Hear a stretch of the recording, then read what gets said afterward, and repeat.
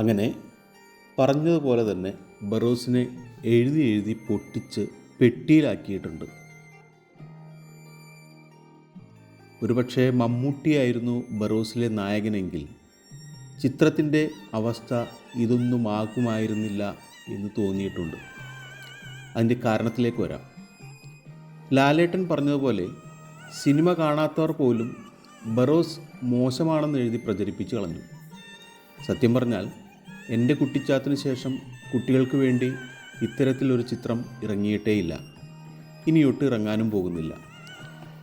3Dയുടെ സാങ്കേതിക വിദ്യ ഇത്രത്തോളം പ്രയോജനപ്പെടുത്തിയ ഒരു സിനിമ മലയാളത്തിൽ എന്നല്ല ലോക സിനിമയിൽ പോലും സമീപകാലത്തൊന്നും ഉണ്ടായിട്ടുണ്ടെന്ന് തോന്നുന്നില്ല. ഹോളിവുഡിൽ ഇറങ്ങിയ അവതാർ എന്ന സിനിമയെ കുറച്ച് കാണുന്നില്ല. എങ്കിലും ഇന്ത്യയിൽ ബറോസ് പോലൊരു സിനിമ കാണാൻ ഇനി എത്ര നാൾ കാത്തിരിക്കേണ്ടി വരും? സമൂഹ മാധ്യമങ്ങളിലൂടെ ഉള്ള ഡീഗ്രേഡിംഗ് ഒരു ചിത്രത്തെ കുറച്ചൊന്നുമല്ല തകർത്ത് കളയുന്നത്. കാരണം നെഗറ്റീവ് റിവ്യൂകൾ കേൾവിക്കാരിലും കാഴ്ചക്കാരിലും ചിത്രത്തെക്കുറിച്ച് മോശം ഇമ്പാക്റ്റ് സൃഷ്ടിക്കും. ചിത്രം കാണണമെന്ന് വിചാരിച്ചവർ പോലും പിന്നീട് അത് വേണ്ടെന്ന് വയ്ക്കും. അതേസമയം ചിത്രത്തെക്കുറിച്ചുള്ള നല്ല റിവ്യൂസ് ചിത്രം അല്പം മോശമായാൽ പോലും പ്രേക്ഷകരെ തിയേറ്ററിലെത്തിക്കും. മാർക്കോ ഇതിനൊരു ഉദാഹരണമാണ്. സമൂഹ മാധ്യമങ്ങൾ ഒന്നായി ചിത്രത്തിൻ്റെ പോസിറ്റീവുകൾ പ്രചരിപ്പിച്ചു. ചിത്രം കയറി ഹിറ്റായി. അവിടെയാണ് ബറോസിലെ നായകൻ മമ്മൂട്ടിയായാലുള്ള വിജയസാധ്യതയെക്കുറിച്ച് പറയുന്നത്. ബറോസ് മമ്മൂട്ടിയാണ് സംവിധാനം ചെയ്ത് അഭിനയിച്ചതെങ്കിൽ ചിത്രത്തിന് ഈ ഗതികേട് വരുമായിരുന്നോ? ഒരിക്കലും ഇല്ലെന്ന് പറയേണ്ടി വരും.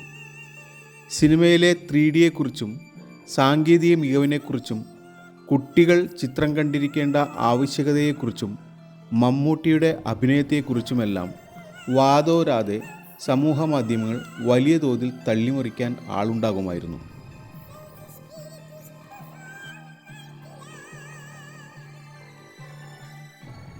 ത്രീ ചിത്രം OTTയിൽ വരുമ്പോൾ ഒരു 30% പോലും ആസ്വാദികരമായിരിക്കില്ല.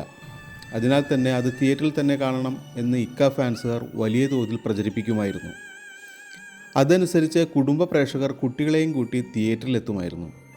ചിത്രം വലിയ വിജയവുമാകുമായിരുന്നു. റോഷാക്ക്, ടർബോ തുടങ്ങിയ ചിത്രങ്ങളുടെ വിജയത്തിൽ ഇത്തരം തള്ളുകൾക്ക് തിയേറ്ററിൽ നല്ല പ്രതികരണം കിട്ടിയിരുന്നു. റോഷാക്കിൽ മോഹൻലാലായിരുന്നു നായകനെങ്കിൽ എന്താകുമായിരുന്നു അവസ്ഥ? പ്രേതത്തോട് പ്രതികാരം ചെയ്യാനിറങ്ങിയിരിക്കുന്ന മോഹൻലാൽ എന്ന് പറഞ്ഞ് പടം 8 നിലയിൽ പൊട്ടിക്കുമായിരുന്നു.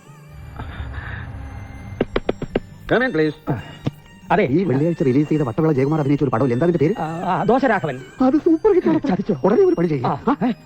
തിരുവനന്തപുരം മുതൽ കാസർഗോഡ് വരെയുള്ള എന്റെ ഫാൻസ് അസോസിയേഷൻ കിഴങ്ങന്മാരില്ല, അവന്മാരെ വിളിച്ച് ദോശരാഘവൻ കളിക്കുന്ന എല്ലാ തിയേറ്ററിലും എല്ലാ ഷോയ്ക്കും 30 പേരെ വെച്ച് കയറ്റാൻ പറ. എന്നിട്ട് സ്ക്രീനിൽ വട്ടവള വരുന്ന സമയത്തൊക്കെ ആഞ്ഞു കൂവാൻ പറ. അങ്ങനെ വിട്ടാ പറ്റില്ലല്ലോ. മലയാള സിനിമയിൽ തൽക്കാലം ഒരു സൂപ്പർ സ്റ്റാർ മതി.